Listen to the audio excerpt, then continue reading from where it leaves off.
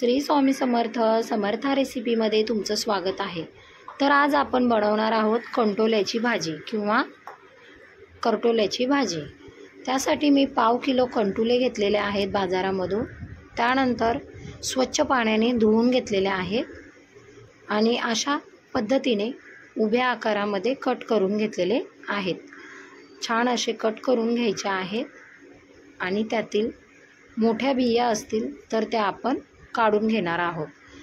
कारलं कसं कडू लागतं तसंच ही भाजी कडू लागते, परंतु याला गोड कारलं बोलतात। नंतर आपण एका मीडियम साईजचा कांदा घेतलेला आहे, तो उभ्या आकारामध्ये कट करून घेणार आहोत। या भाजीचं विशेषतः गुणधर्म म्हणजे किडनी स्टोनवाले पेशंट आणि कॅन्सरवाले पेशंट हे सेवन करू शकतात, त्याने त्याला फायदा मिळतो। त्यानंतर एक मीडियम आकाराचा टोमॅटो कट करून घेतलेला आहे।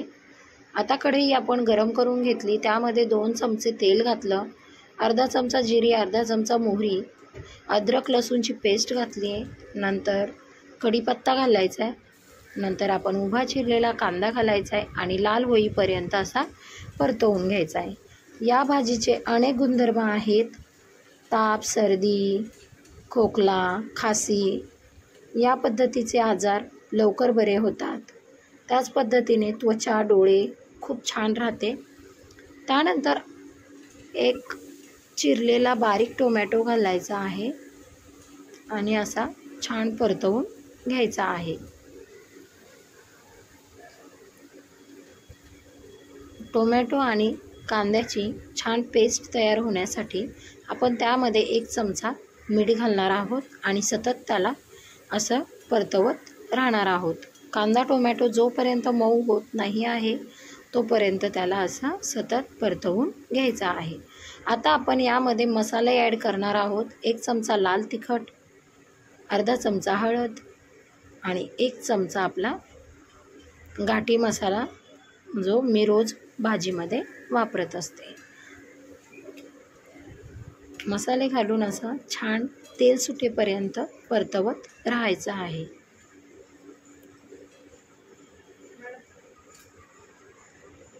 त्यानंतर आपण चिरून घेतलेली कंटोली घालणार आहोत आणि छान असं परतवून घ्यायचं आहे, जेणेकरून सर्व भाजीला मसाला लागला जाईल।